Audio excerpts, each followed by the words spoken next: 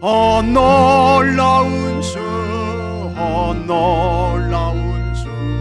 저 천군과 천사들 경배하네. 나 엎드려서 주 경배하리. 놀라운 구주 예수.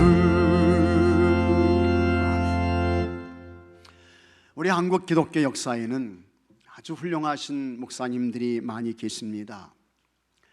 벤젤라 목사님에게 복음의 말씀을 듣고 100일 동안 기도하며 신약 성경을 읽었던 한학자 최병원 목사님, 참 훌륭하신 분이세요.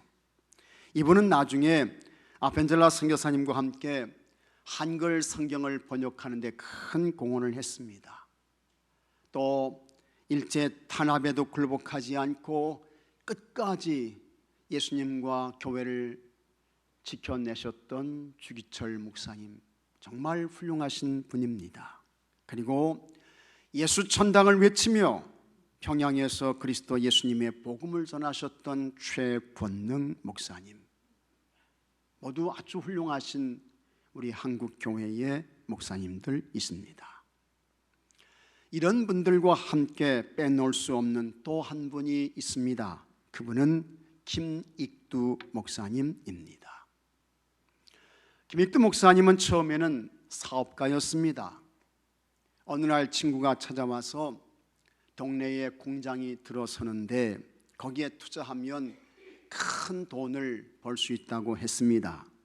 그래서 전 재산을 다 팔아서 거기에 투자를 한 거예요. 근데 그것이 거짓이었습니다. 김익두는 하루아침에 거짓 신세가 되었습니다. 그때부터 이 김익두가 술을 퍼마시는 술꾼이 됩니다. 그래서 장날이 되면 술이 잔뜩 취해가지고 사람들 그냥 막 때려요.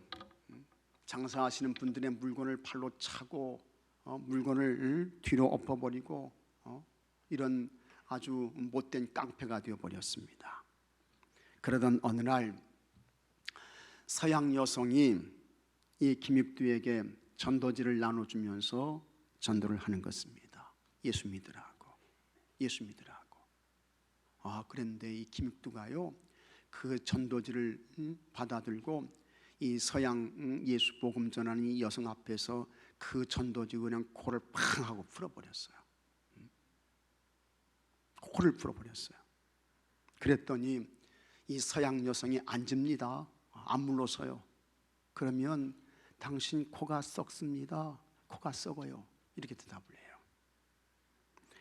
김익두가 집으로 돌아와서 그가 코를 풀었던 그 전도지를 펼쳐보았습니다. 그 전도지에는 이사야 40장 8절의 말씀이 기록되어 있었습니다. 풀은 마르고 꽃은 시드나 우리 하나님 여호와의 말씀은 영원히 서리라 하라. 그런데 이 하나님의 말씀이 김익두의 가슴에 그냥 팍 꽂혔어요. 세게 꽂힌 거예요. 그러던 며칠 후 그의 친구 박태환이 김익두를 찾아옵니다. 이 박태환은 예수님을 영접하고 예수님을 그리스도 주님으로 이미 벌써 믿고 있었던 사람이었습니다. 이 박태환이 김익두에게 저 교회에서 부흥회가 열리는데 우리 그곳에 같이 가자. 너 인생 그렇게 살면 안 된다 라고 이야기를 해요. 이게 참 하나님의 은혜죠. 성령님의 감동이에요. 그 깡패 김익두가 박태환을 쫓아서 부흥회에 가게 되는 것입니다. 근데 그때에 그 부흥회에서 하나님의 말씀을 전하셨던 분이 누구냐면 윌리엄 스왈론 선교사님이었습니다. 스왈론 선교사님. 이 선교사님이 예수님 복음의 말씀을 전하는데 이 말씀 하나하나가 꼭 김익두 자기 자신에게 다 하는 말씀이야. 그래서 김익두가 거기에서 은혜를 받습니다. 스왈론 선교사님은 참 얼마나 이 조선말을 잘 하시는지요. 너무 조선말을 아주 유창하게 그냥 너무너무 잘하시는 거예요. 그래서 이 스왈론 선교사님이 복음의 말씀을 전하는데 김익두가 그 하나님 말씀을 듣고 술꾼이 되고 깡패가 된 자신의 허물과 죄를 회개하게 됩니다. 회개해요. 그리고는 김익두가 스왈론 선교사님에게 세례를 받습니다. 김익두가 예수님을 믿게 된 것입니다. 김익두가 예수님 믿는 사람이 되고 가장 먼저 했던 것이 있습니다. 사람들에게 부고장을 보냅니다. 김익두는 죽었다. 부고장을 보내요. 근데 이 부고장을 받은 사람들이 다 비웃는 거야. 그냥 콧방귀를 뀌는 거예요. 어느 누구도 믿지 않았습니다. 워낙 이 김익두가 악하고 못된 인간이었기 때문에 한 사람도 믿어주는 사람이 없었어요. 그러던 어느 날 이 김익두가 진짜 이 사람이 죽었는지 한번 이제 어떤 사람이 시험을 해보기로 하고 추운 겨울날 물통에 물을 잔뜩 담아가지고 김익두가 지나가는 그 길에서 기다리고 있었습니다. 그때 마침 이 김익두가요 성경책을 옆에 탁 이렇게 끼고 오는 거야. 근데 이 사람이 그냥 느닷없이 그냥 쫓아가가지고 추운 겨울날입니다. 그 물통에 물을 그냥 김익두에게 그냥 팍 쏟아부었어요. 그랬더니 김익두가 머리에서 발끝까지 추운 겨울날 그냥 홀딱 젖은 거예요. 그러면서 사람들이 김익두가 어떻게 나올까, 무슨 반응을 보일까 다 궁금해가지고 그냥 눈을 부릅뜨고 눈에 불을 켜고 쳐다보고 있는 것입니다. 그때에 이 김익두가요 이렇게 이야기를 합니다. 자네 말이야, 내가 예수님 믿고 옛사람 죽은 것을 기뻐하게 만약 그렇지 않았다면 오늘 자네는 내 손에 죽었을 거요. 조금도 화를 내지 않고 아주 평안한 얼굴로 그렇게 말하는 김익두의 모습을 보고 나중에 이 김익두에게 물을 부었던 이 사람이요 예수님 믿었대요. 좋은 성도가 되었습니다. 김익두가 어떻게 해요? 완전히 바뀐 것입니다. 겉만 바뀐 게 아니고 속까지 바뀐 거예요. 정말 예수님의 사람이 된 것입니다. 후에 그는 평양신학교에 가게 되고 목사가 되고, 그래서 우리 한국 기독교 역사에서 하나님께서 김익두에게 아주 강력한 치유의 은혜를 주셨어요. 그래서 수많은 사람들이 거침을 받고 한국교회 부흥에 큰 역할을 하시다가 교회 떠나지 않고 지키다가 공산당에게 총을 맞아가지고 순교하시게 되는 것입니다. 그런데 여러분, 우리도 진짜 예수님 믿는 사람으로 바뀌었다는 증거가 있어야 합니다. 그것이 무엇일까? 여러 가지가 있을 수 있지만 그 중에서 아주 중요한 것이 하나 있습니다. 그것은 여러분 감사인 것을 믿으시기 바랍니다. 그 사람에게 감사가 있는가? 항상 감사하고 있나? 언제나 감사하고 있나? 어떤 처지와 상황에서도 감사하고 있나? 감사하면 그 사람이 진짜 예수님의 사람인 것입니다.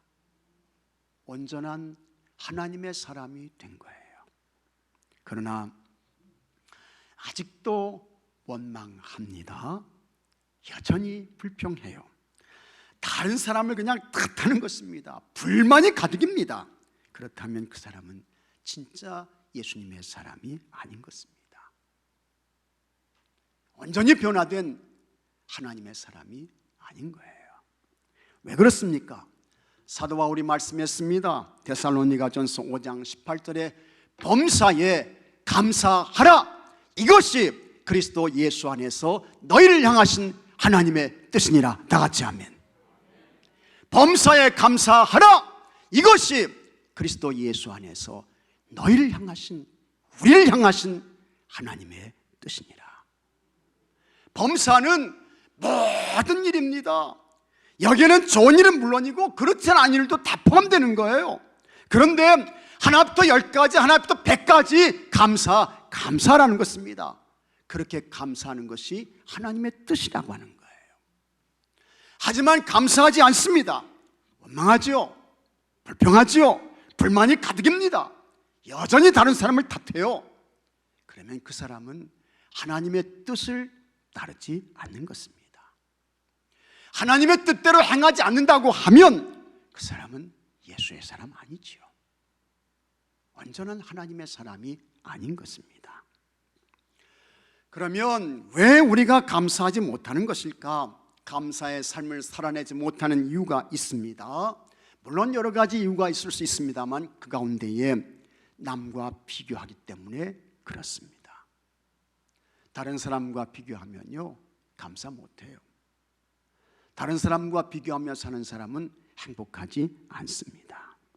하나님께서 사람을 하나님의 형상을 따라 만드셨습니다. 그리고 사람에게 복을 주셨습니다. 창세기 1장 27절에 하나님이 자기 형상 곧 하나님의 형상대로 사람을 창조하시되 남자와 여자를 창조하시고 하나님이 그들에게 복을 주시며 했습니다.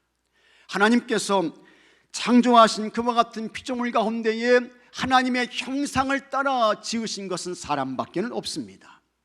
또 창세기 2장 7절에는 그 사람 속에 하나님께서 생기를 넣었다고 했습니다. 여호와 하나님이 땅의 흙으로 사람을 지으시고 생기를 그 코에 불어넣으시니 사람이 생명이 되니라. 다 같이 하면 이것을 보게 되면 사람은 대단한 존재인 것입니다. 여러분 너무 귀하셔요.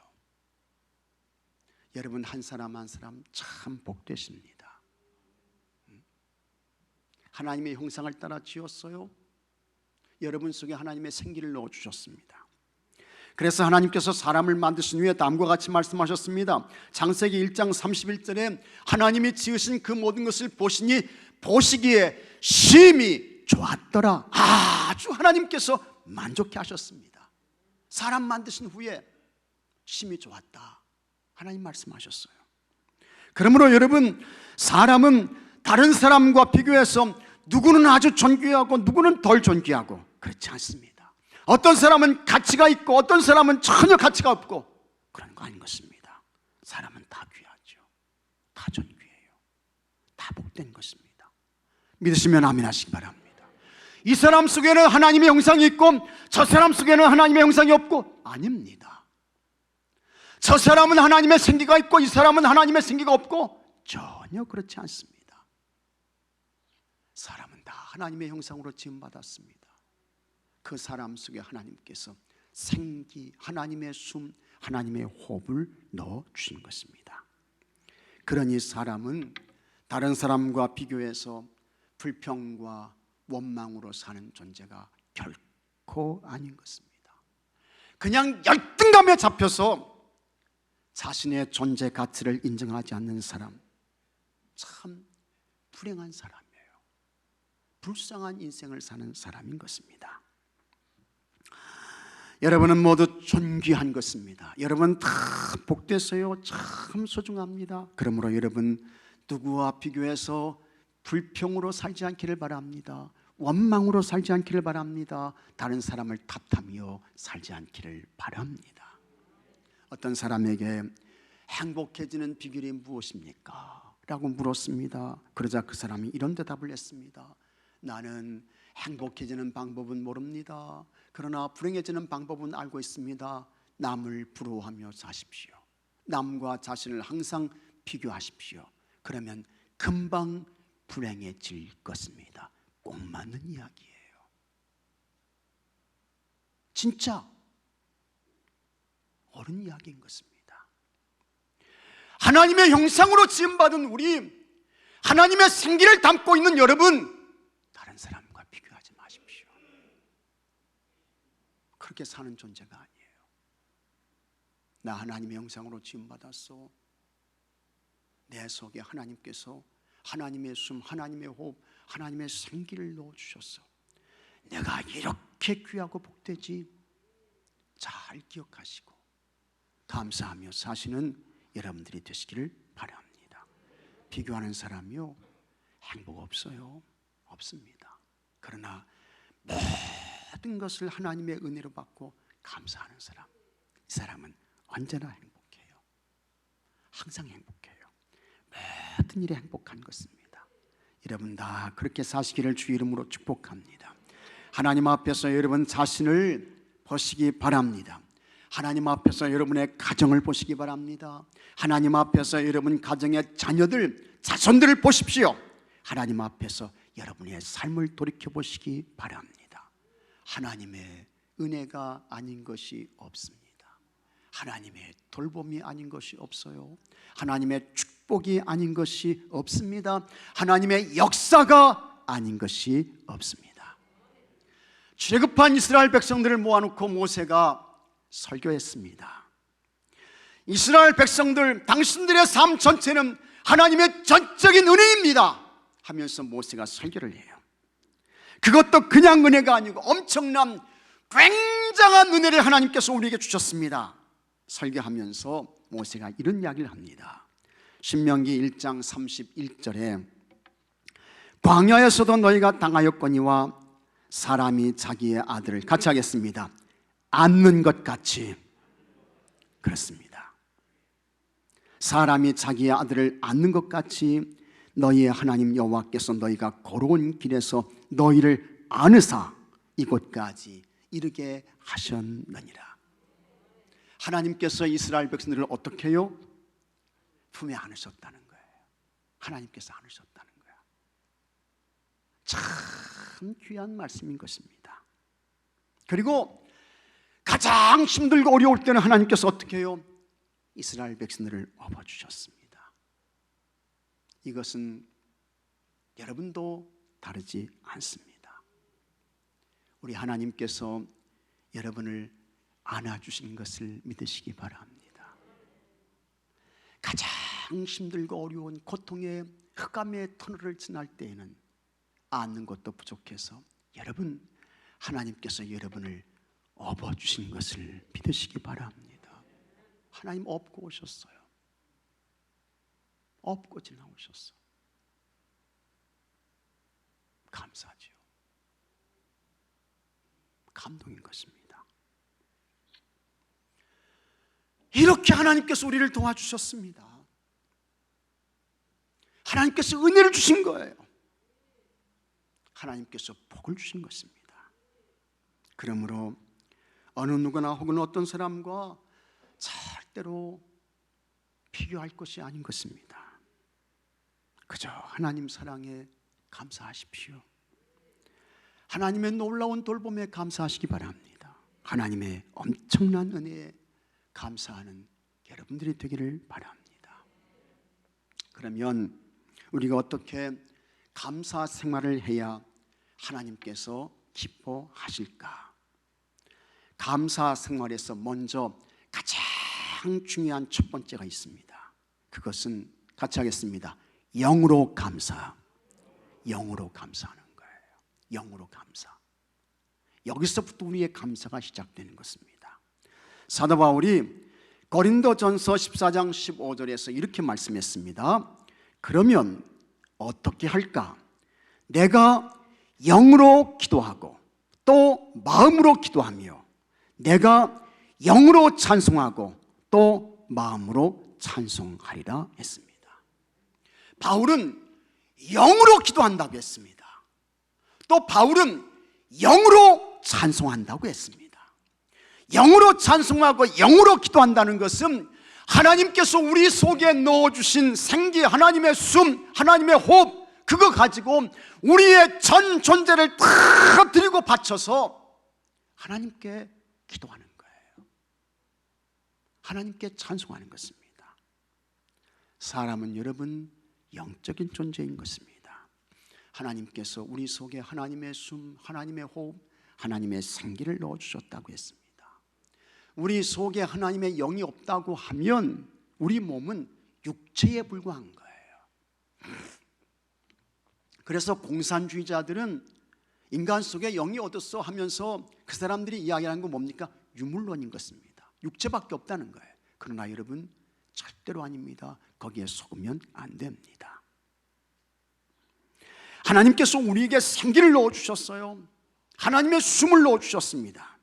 그러므로 영으로 기도하고 영으로 찬송한다는 것은 하나님께서 우리 속에 넣어주신 그 생기, 그 숨, 그 하나님의 호흡, 그 영을 가지고 내 전 존재를 다 바쳐서 하나님 앞에 기도하고 찬송하는 것입니다.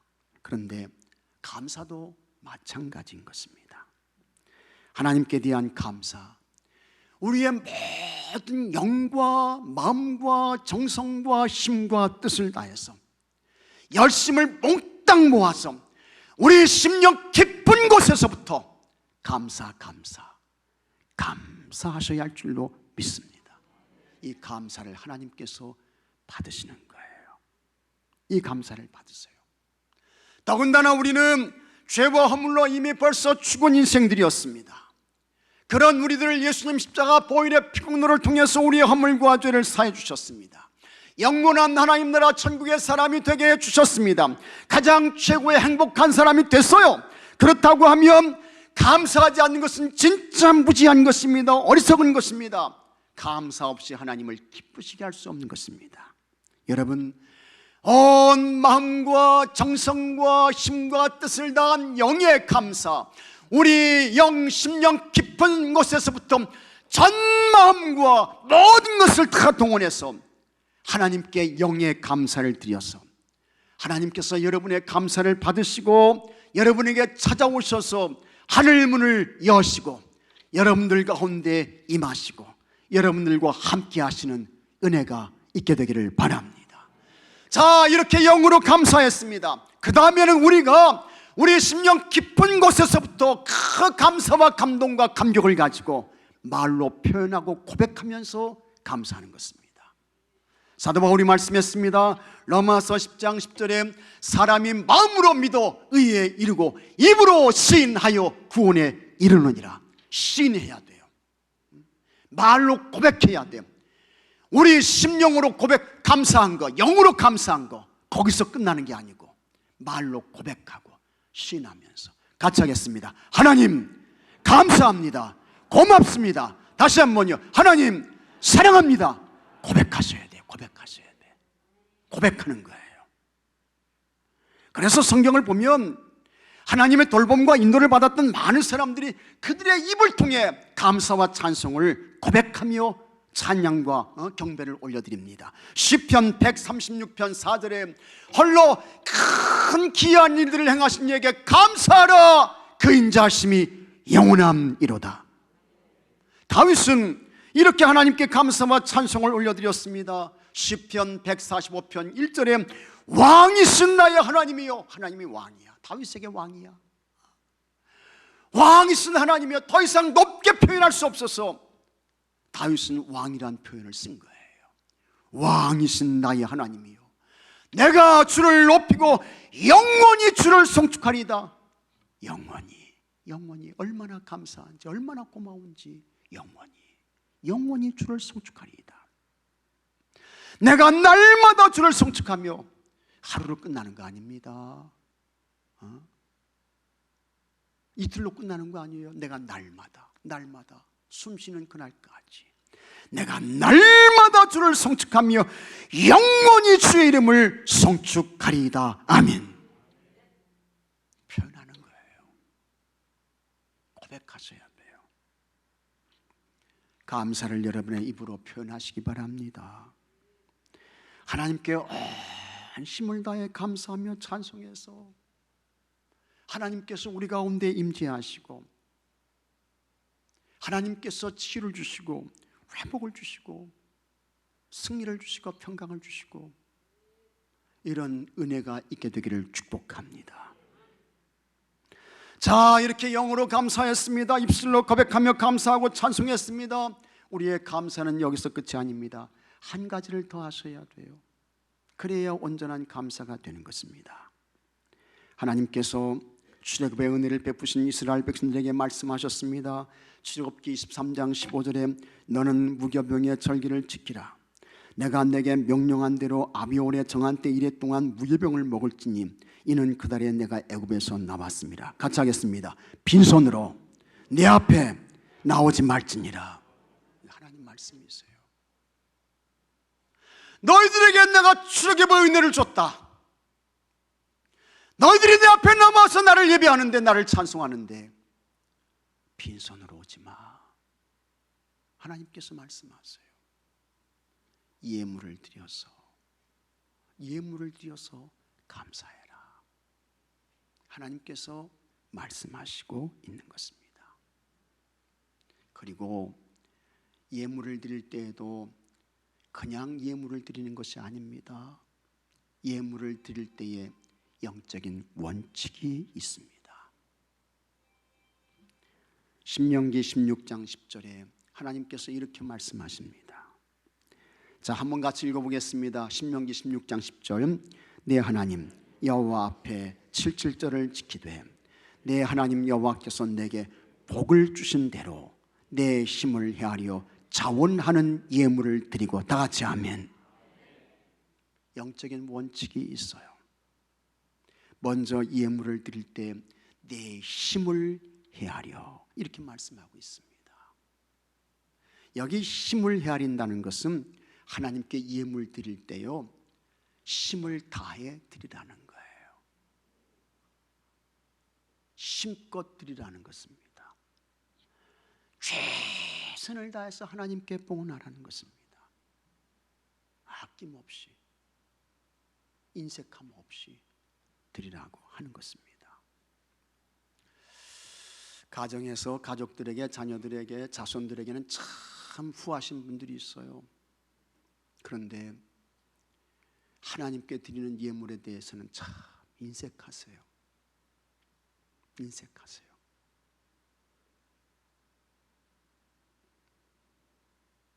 그렇게 우리가 예물 드리는 생활을 하면 여러분 안 됩니다. 이 세상에 내 것은 없습니다. 여러분 것은 아무것도 없습니다.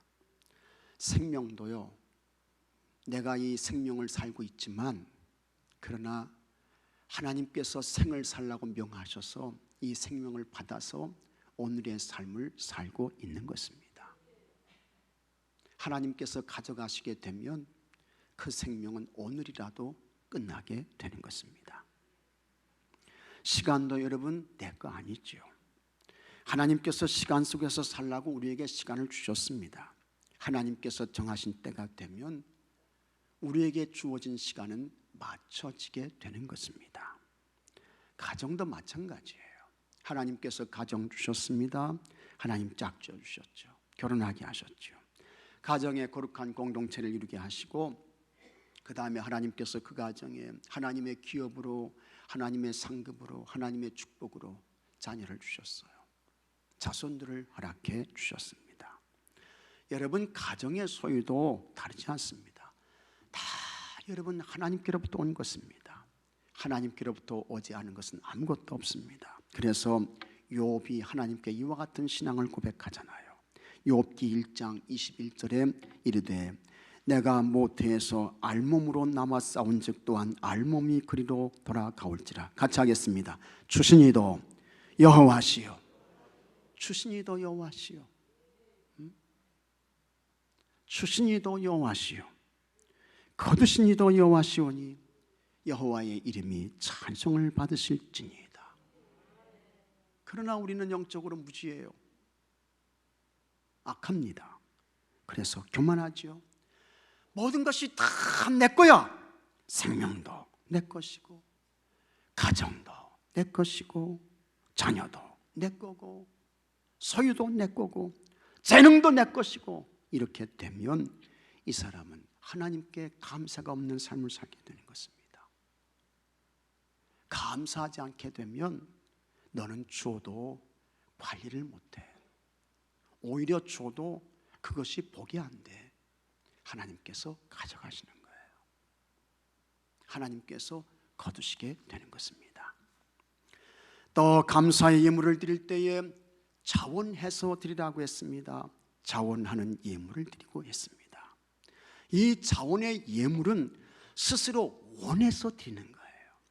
누가 드리라고 해서 드리는 것이 아닙니다. 목사가 이 강단에서 자 여러분 하나님께 감사해야 됩니다, 예물 가져오세요, 그래서 드리는 거 아닙니다. 그래서 드리는 거 아니라고요. 자원해서 하나님의 은혜와 사랑이 너무 감사하고 감격해서 감동으로 올려드리는 것입니다. 또 즐거움으로 드리셔야 합니다.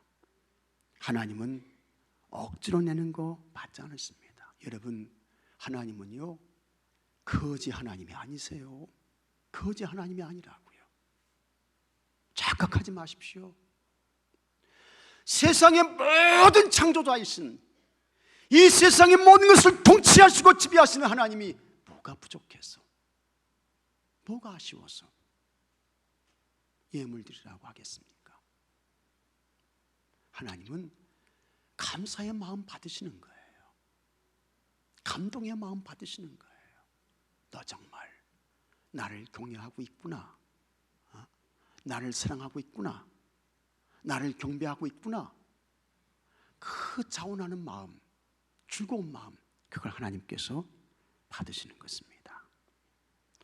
그래서 즐거움으로 드려야지 억지로 마지못해서 아닌 것입니다.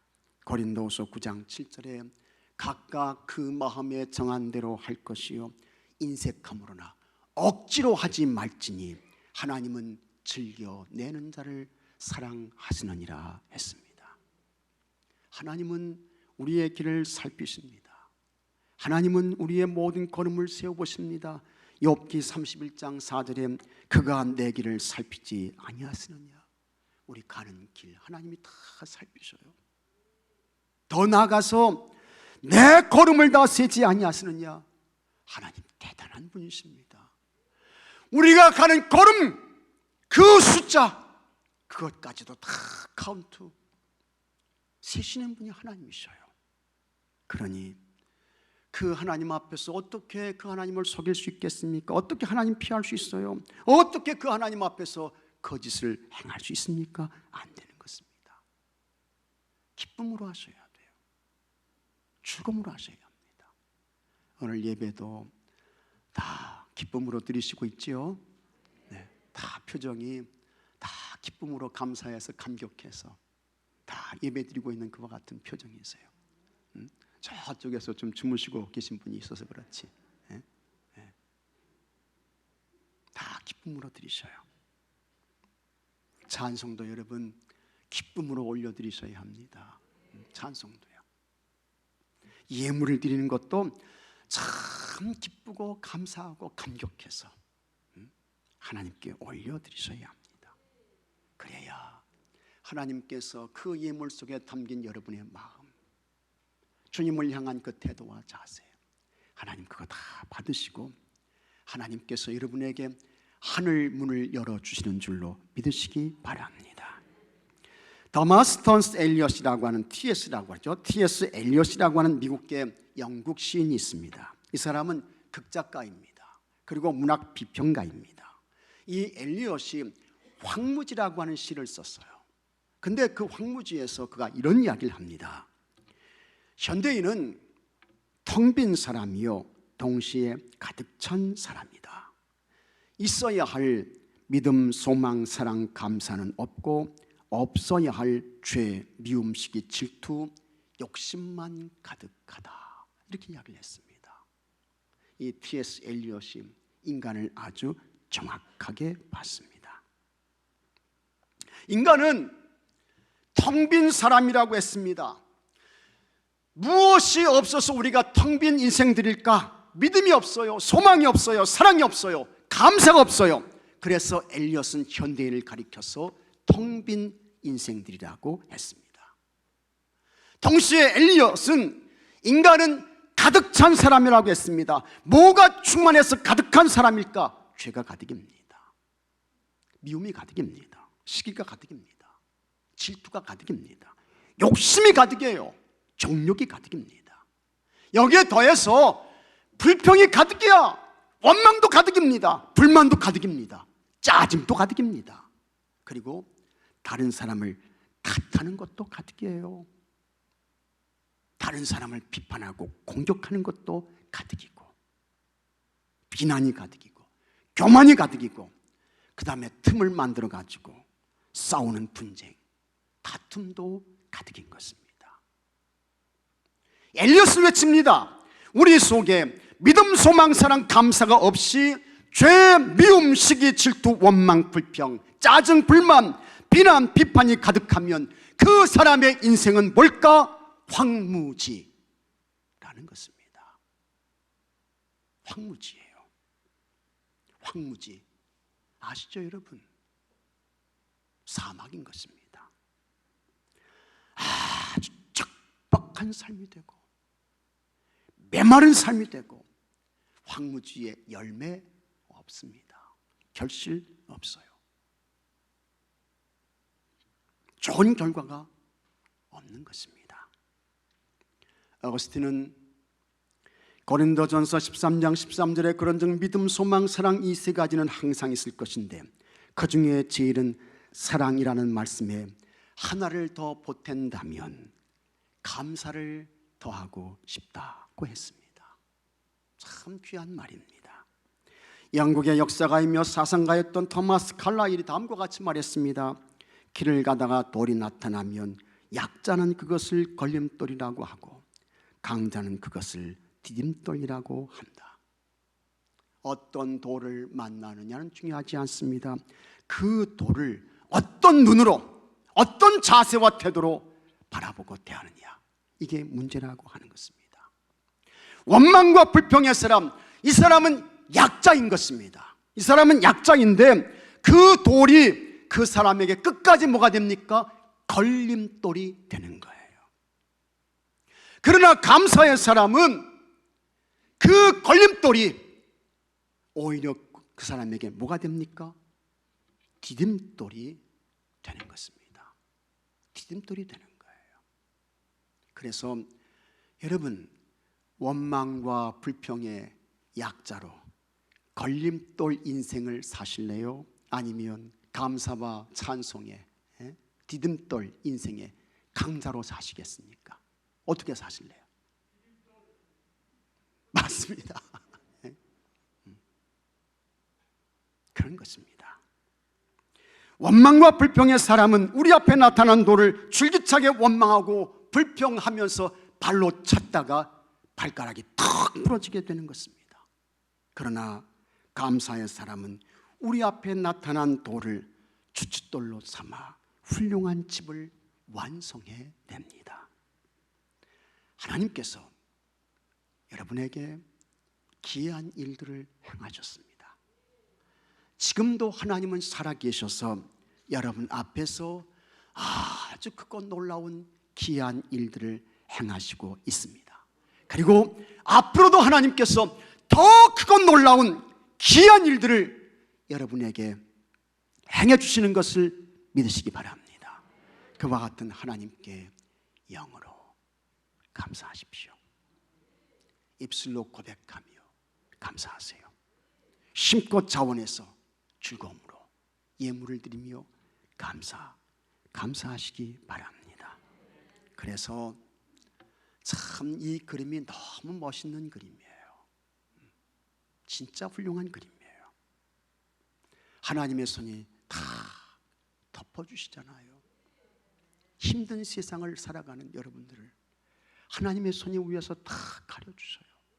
낮의 해가 밤의 달이 상치 아니하도록 여러분들이 다 영으로 입으로 예물을 드리며 감사해서 이와 같은 그건 놀라운 일들을 행해 주시는 하나님의 은혜와 축복이 여러분과 가정 속에 자녀들과 자손들에게 하는 모든 일들 가운데에 있게 되기를 주의 이름으로 축복합니다. 다 같이 기도합시다. 우리 하나님께서 놀라운 귀한 은혜와 역사를 베풀어 주셨습니다. 지금도 귀한 일들을 행하시고 있고 앞으로도 더 크고 놀라운 귀한 일들을 행해 주실 것을 믿습니다. 그와 같은 하나님께 우리 심령 깊은 곳에서부터 진정으로 영으로 감사하게 하시고 입술로 고백하며 감사하게 하시고 예물을 드려 감사하게 하여 주옵소서. 그래서 하나님의 기쁨이 되게 해 주옵시고 하나님이 허락하시는 더 크고 놀라운 귀한 역사를 보게 해 주시고 하나님과 동행하는 행복의 삶, 축복의 성도들 되게 하여 주시옵소서. 우리 주 예수 그리스도 이름으로 기도하옵나이다. 아멘.